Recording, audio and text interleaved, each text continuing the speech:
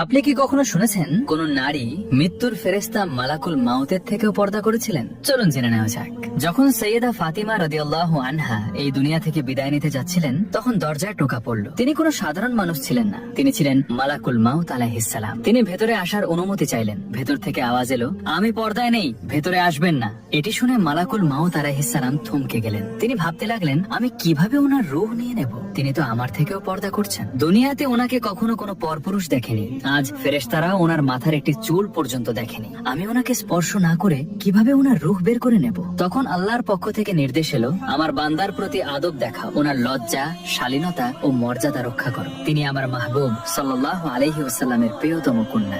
এরপর অত্যন্ত সম্মান ও কোমলতার সাথে ওনার রূহ বের করে নেওয়া হলো। আর এই ঘটনাটি পর্দার ইতিহাসে সবচেয়ে বড় উদাহরণ হয়ে। আপনি কি কখনো শুনেছেন কোন নারী মৃত্যুর ফেরেশতা মালাকুল মাউতের থেকেও পর্দা করেছিলেন? চলুন জেনে নেওয়া যাক।